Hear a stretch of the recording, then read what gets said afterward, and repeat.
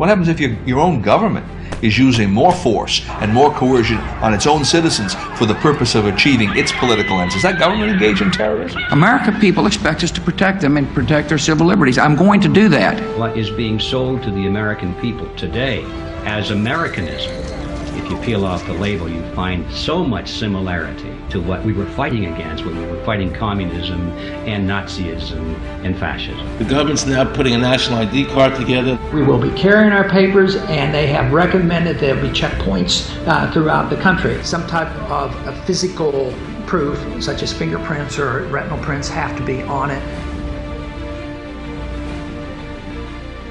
Desires of the people really have no consequence. They go out and they vote. Doesn't make any difference which candidate they elect. Mr. Curtis, are there programs that can be used to secretly fix elections? Yes. This is absolutely Orwellian. I mean, it's talking about Big Brother looking over your shoulder at absolutely everything you do. There is no constitutional basis for a tax on the wages of Americans living and working in the 50 states of the Union. Period. End of argument. If Americans just learned that the IRS was actually knowingly deceiving them, that would be enough for them to rise up and put a stop to it. You caught me unprepared. I'll come back. Well, I don't want to do that. There had to be a law, right? Where is the law? Show me the law. Why is the Supreme Court decision a silly argument? And I think we're finished. They think it's the law, and they have all the guns. You know, it's an authoritarian approach. Now we can see a new world coming into view. A world in which there is the very real prospect of a new world order. The latest technology for identifying people when they make purchases is actually the implantable chip that you can actually embed directly into human flesh. Can a microscopic tag be implanted in a person's body to track his every movement? You will rule on that, mark my words. A chip in everybody would be the universal monetary system par excellence, because there'd be no escape from it. Americans have been taught to expect their salvation from government instead of recognizing government as the most dangerous threat they'll face in their lives. It is the greatest hoax ever perpetrated by government against the working men and women of America. It's organized crime.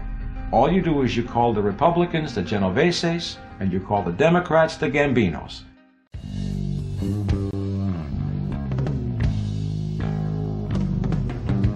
Hello, my name is Stephen Vasquez, and I am the New York State Coordinator for Campaign for Liberty. On today's show, we interviewed Catherine Albrecht. Catherine is a best-selling author of Spy Chips, How Major Corporations and Government Plan to Track Your Every Move with RFID. Catherine has a doctorate from Harvard University, and she is the host of a daily syndicated show, Dr. Catherine Albrecht, which can be heard on GCN.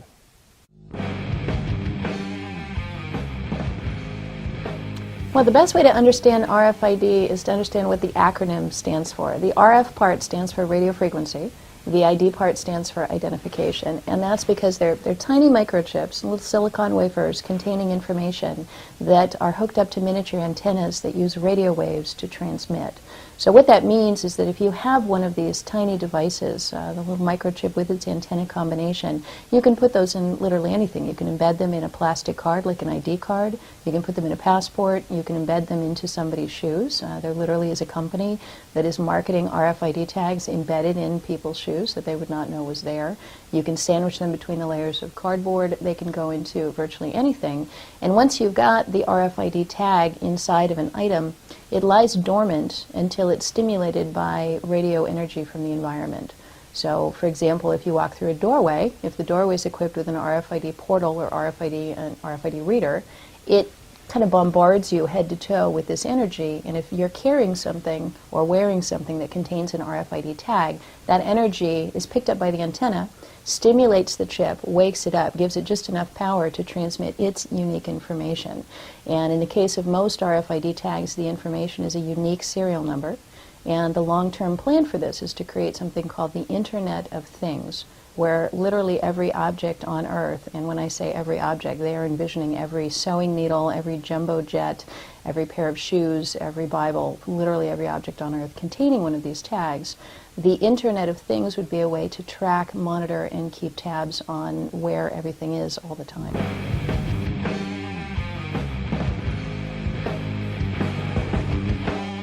I think there's really three different areas of concern for people who are worried about the privacy impact of having someone scan them through these tags.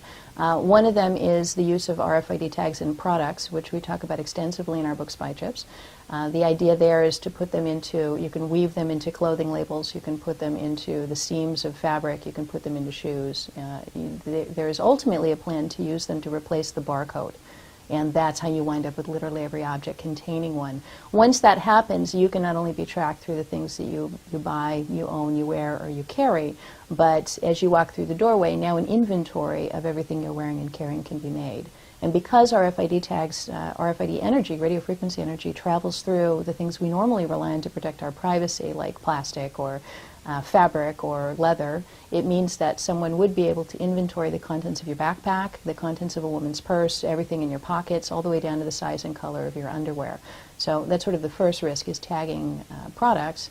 The second risk is tagging people. And that breaks down into two different ways that the RFID industry is looking to do that. One of them is through things that you would carry mandated by law, such as a driver's license, a passport.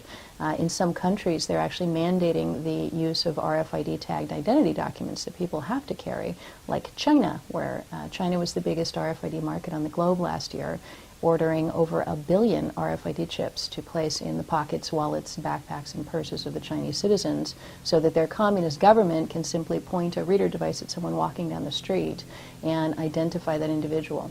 In China, it's actually quite chilling. When you look at what they're doing, they've actually linked up those RFID chips in the ID cards with information that ranges from someone's employment background, their educational history, their reproductive history, even their landlord's name and phone number.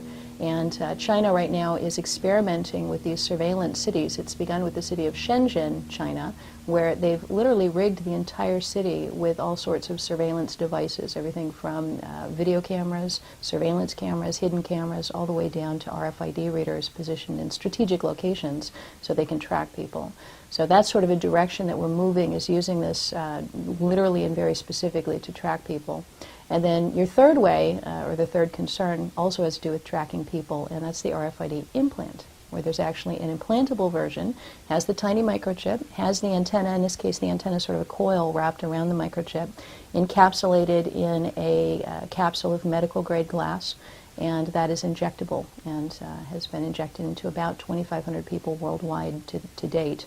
That device goes into, typically they're putting it somewhere between the elbow and the shoulder, but the more obvious place would be the hand, because you would want to press it against a reader or transmit that data more directly and more easily. And those microchips are problematic for a number of reasons, not the least of which is that we've discovered that they cause cancer in between 1 and 10% of laboratory animals that they're injected into.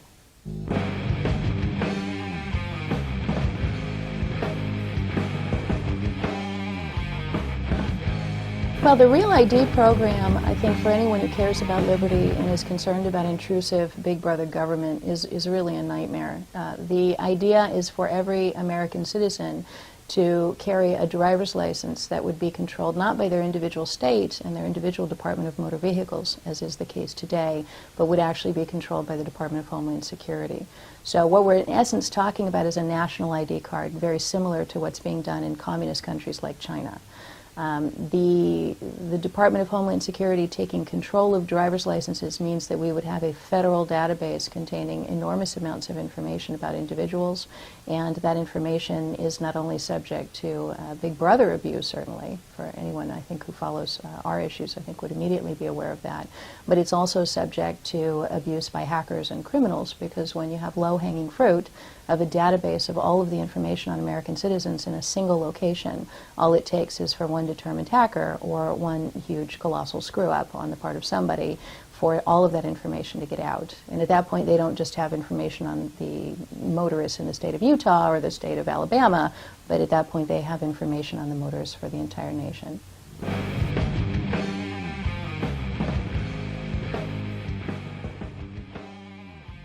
One of the big concerns now is you've got all of the border states being contacted by and sort of co-opted by the Department of Homeland Security and the State Department to begin offering RFID tagged driver's licenses. Now, when we first stumbled across RFID back in 2001 and 2002, when I was one of the only people sounding the alarm about this technology, we were told repeatedly by the industry that because this was tracking technology, plain and simple, that it would never be used to track people. Very specifically, that it was inappropriate to put it into identity documents, that it would never be used on people, because the technology was developed specifically to track and trace products and items in warehouses. This tag that they're putting into driver's licenses in the states of Washington and New York, and now shortly in the states of Michigan and Vermont, and also Arizona, all of which have agreed to participate, this tag can be read right through your pocket, right through your wallet or your backpack, from 20 to 30 feet away, silently, invisibly, without your knowledge. You would have no way of knowing when and if it was being scanned. And we know, based on information that we have found, that there is a definite interest in doing that. When IBM discussed tracking people in public locations, they talked about doing it for marketing purposes, first of all, so they could tell how long you linger in front of certain sections of the store. And also they talked about doing it to track suspicious persons and handing over the infrastructure to the government. And I don't know about you, Stephen, but it seems to me like ever since September 11th that the government's definition of suspicious person has expanded to the point where it now includes law-abiding American citizens, every single one of us.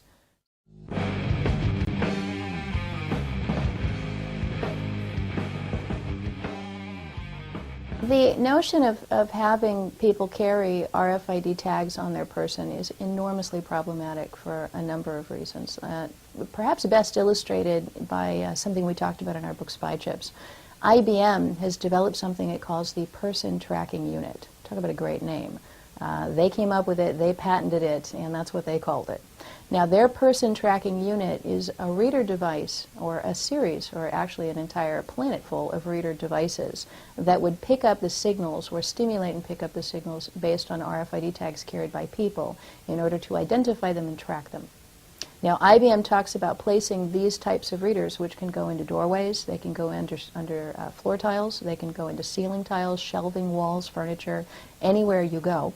They talk about using these to identify and track people in so many locations that it blows the mind. They talk about doing this in theaters, in sports arenas, in shopping malls, in theaters, in libraries, in elevators, and even public restrooms. So that literally everywhere you go into the public restroom, there could be a reader device behind the tile of the stall that would be monitoring and tracking you if, and here's the if they can find a way to get you to carry an RFID tag. So and IBM, by the way, which patented that, just won the contract to do the national ID cards for England. So they're very much involved in national ID cards. They're very much involved in RFID. They've been one of the key companies promoting this technology from its inception. And now you have IBM with its patented method of tracking and monitoring people's locations. Now, in doing our research for Spy Chips, my co-author, Liz McIntyre, and I reviewed about 30,000 different documents. We went through white papers, we went through schematics, technical documents, confidential documents, promotional documents, you name it. And what emerged from that huge sifting process of looking through all of the future plans that the major corporations and governments of the world have for RFID is they very much intend a world in which your every move is tracked. Now, their big frustration, and one of the things we found over and over, was sort of a hand-wringing of how do we get people to carry these devices. So at this point in time, here in the United States, Janet Napolitano, who is our new Director of Homeland Security, has specifically said that she is considering scrapping the unpopular Real ID program and replacing it with a national enhanced driver's license. Well, that's a fancy way of saying a spy chip driver's license with the RFID tag on it. And that would make the person tracking unit of IBM, that would make plans by Accenture, plans by Philips Electronics, plans by a whole host of companies, Intel, I mean the list goes on, to track and monitor people. That would make it possible, because if you tuck one of those things into your wallet or your back pocket, you then become trackable by this entire infrastructure of RFID surveillance.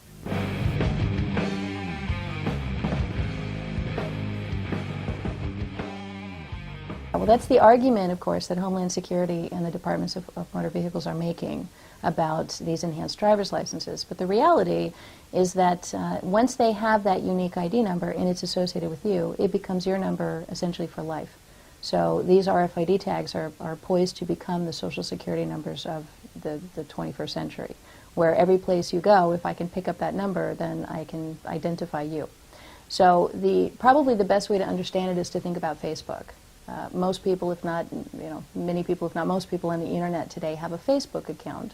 And on that Facebook page, there's a whole host of information. You've got photographs, you've got a list of your friends, you've got information about what you do and where you've been and what you've done, anything that you post on there.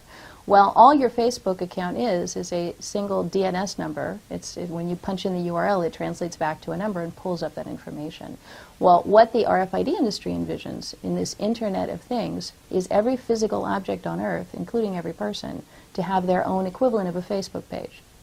And when I punch in your unique ID number off of your enhanced driver's license, then what I would wind up getting is an entire page of information about you. When I punch in the number from your shoe, I get information. Where's it been seen? Was it seen walking through the doorway of the Atlanta courthouse, and then it was seen walking through the doorway of the local mall, and then it was seen walking through the doorway of perhaps a protest rally of some sort. So all of that information would be logged into a database entry, and that's why they refer to this Internet of Things, where literally every physical object will have this entire record.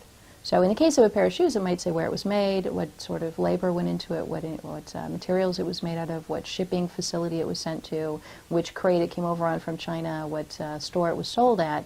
But where it really gets disturbing is then it goes on. Who bought it? What credit card number was used? What date was it purchased? Where else has it been seen? And so you can see over time, these unique ID numbers actually become associated with some pretty intimate information.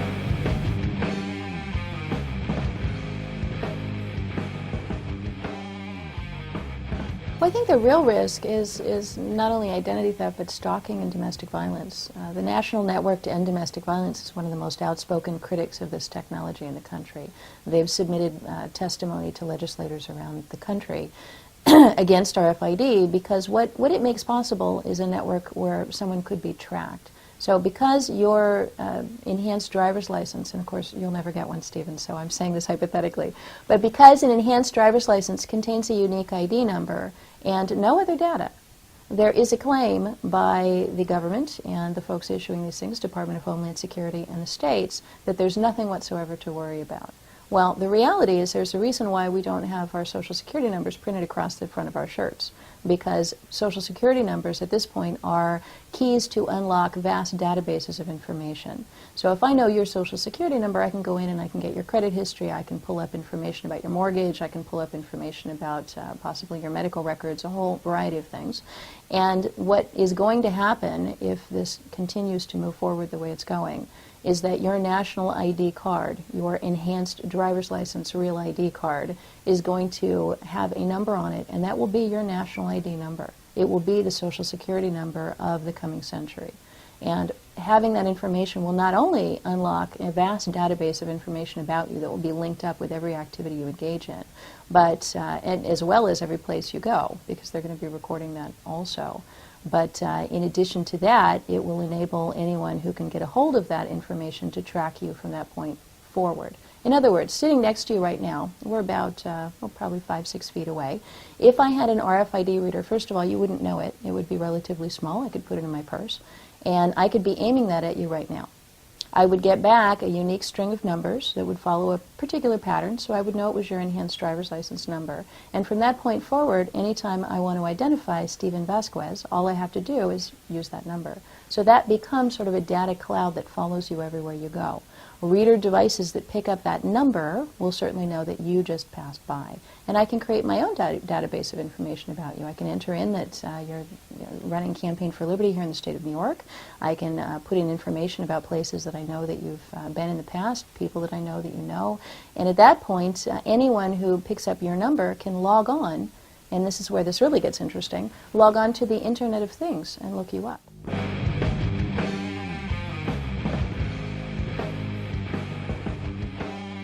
Well, that's one of the real problems with the enhanced driver's license is of all of the RFID standards that they could have chosen, the Department of Homeland Security chose the least secure, longest range RFID chip on the market.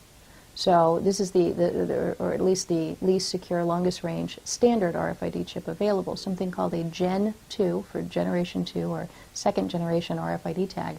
These are the ones that were developed for use in warehouses like Walmart, where your goal is maximum tracing and trackability of products.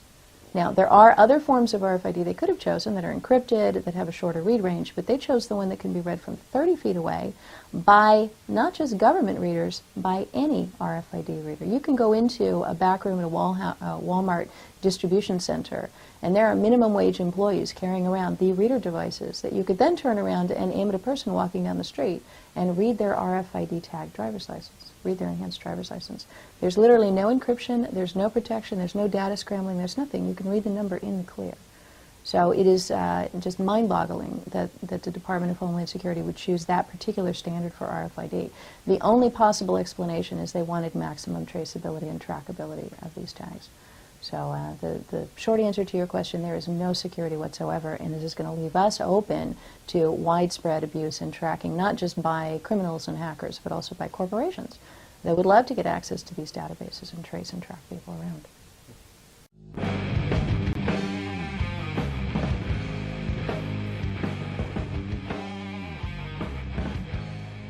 Yeah, I read that one. And in fact, in that MIAC report, the Missouri report, they even said if you're concerned about RFID, then you may fit the profile of a domestic terrorist. So I guess a little knowledge can be a dangerous thing. I think that whole move towards profiling individuals is going to be accelerated immensely if we get these RFID tag driver's licenses. Let me give you an example. I'm going to be giving a speech this evening here in Albany for the John Birch Society. And it is possible for people at the door to simply pay a couple of bucks and walk in and be part of that group. I've spoken to groups all over the country, literally thousands or probably tens of thousands of people at this point. If they wanted to, let's say we fast forward 10 years to the point where many of the people in the audience would have one of these enhanced driver's licenses in their wallets, especially if they become mandatory. If they wanted to, the government could simply pose as yet another person interested in getting the information, mill around the crowd with an RFID reader in their backpack, and collect these unique ID numbers for every single person at that event, and then put them on a watch list for being interested in RFID. Heavens. I mean, that's crazy, but that's one of the things they actually said in that Missouri report. Another example, depending on your politics, any First Amendment protected event could be subject to the same kind of tracking. You could have FBI agents showing up at a gun rally or a peace march or a pro-choice or an anti-abortion event, whatever it might be, and simply by walking through the crowd with a reader device, they could download scores, dozens, hundreds of unique ID numbers from these individuals, and then immediately one-to-one identify them through this federal government database of who they are. Not just who they are, where they live, with their eye color and their height and their date of birth and their place of birth and every other piece of information that would be connected with an identification document.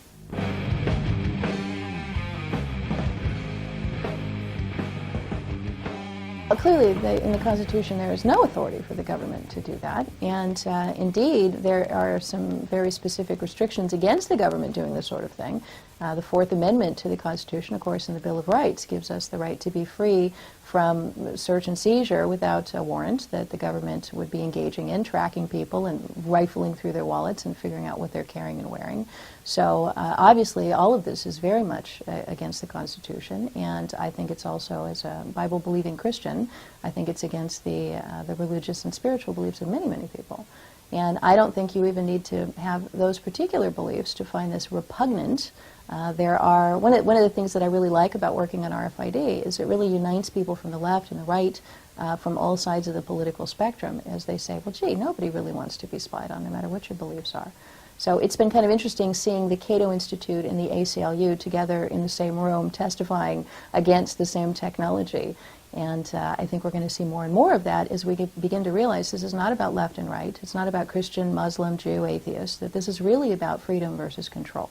That's really what this boils down to. And you're going to see a polarization in this nation of people who are going to split along those two lines. And I'm looking forward to the time when we all unite over our other differences and say, listen, I'm for freedom and I don't care about the other stuff.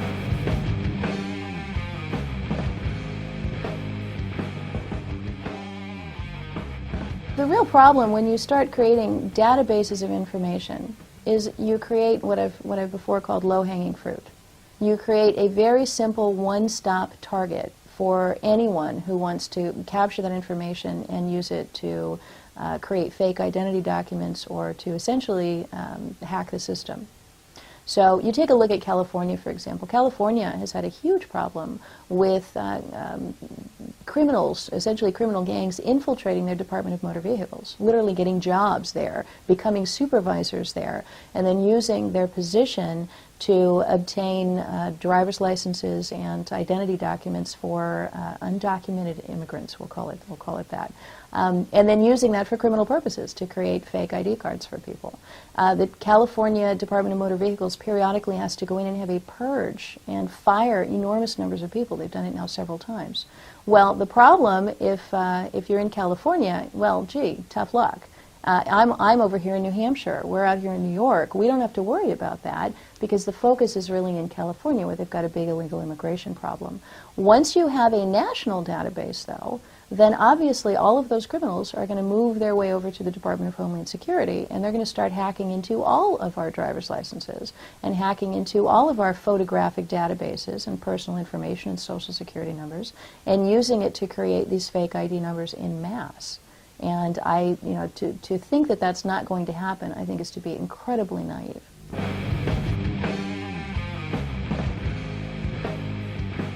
Well, I think the key thing that we need to do is educate the public. I am shocked at the number of people who have signed up for these enhanced driver's licenses without having read spy chips, without having informed or educated themselves about this issue, believing the mollifications that they've been given by their departments of motor vehicles in the states of now Washington and New York and soon these other states as well. We need to educate them and let them know, listen, what you've just put in your wallet is not just an easy way to cross the border. What you've just put in your wallet is a remotely readable tracking device, and here are the dangers of it. See, people don't understand that. I think until we get that level of understanding, and of course there's a second piece to it too, is people need to understand that government is not necessarily their friend. And I think that's one of the issues that Campaign for Liberty is really, I think it's crucial, the sorts of things that you all are doing in educating people about government abuses, about excessive government power. One of the things that guides my research, and one of the things that has motivated me to spend 10 years of my life now working on freedom and privacy issues, is a book by R.J. Rummel. He's a University of Hawaii professor. He wrote a book called Death by Government. And he's devoted an entire academic career, literally decades, to researching something he calls democide, which is the killing of people by their own governments. And what he has discovered is that in the 20th century alone, that more people, in fact 6 times more people, were murdered in cold blood by their own governments than were killed by all of the century's wars combined. And he concluded from that government is the most deadly force on planet Earth, second only to natural causes and disease. So literally, if you empower your government, this is also what he discovered, that what distinguished countries whose governments behave themselves versus those whose governments became oppressive, abusive, corrupt, and ultimately deadly, was the amount of power that the people had given those governments. That was well understood by the founding fathers of this country. It's one of the reasons why they crafted a constitution to keep us protected against excessive government power. It's one of the reasons we had we have it in the Constitution, but we had pretty strong checks and balances to try to prevent any one branch of the government from becoming excessively powerful. And that's because those founding fathers understood full well that excessive government power leads to abuse. And perhaps they even understood that it would lead to genocide and the sorts of things we've seen in the last century.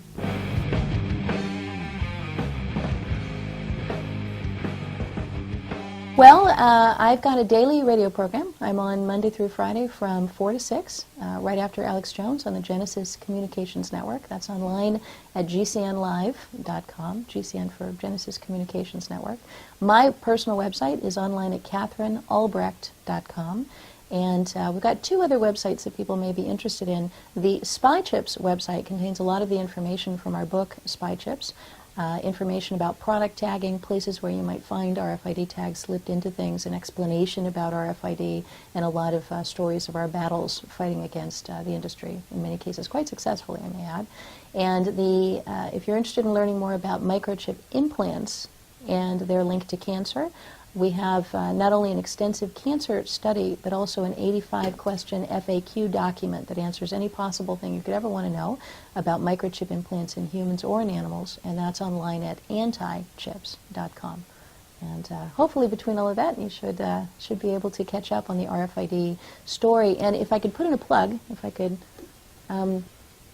we spent 3 years of our lives writing this book. I have a doctorate from Harvard University, so I'm a well-trained researcher. My co-author, Liz McIntyre, is a former federal bank examiner and one heck of a researcher and also a hilariously funny writer. And this book is not only impeccably well-researched, it has hundreds of footnotes, but it's also a page-turning, entertaining read. And I would recommend at this time, our only mistake was the book came out a couple of years before its time. Its time is right now. This is the time that people should be reading Spy Chips, because all of the things that were being discussed in this book that we put together are all now coming to fruition. So take 5-6 hours out of your life, read the book, and you will be an expert on RFID, and you'll know almost as much as I do, because I put it all in the book. Thank you, Stephen. It's been a pleasure talking to you.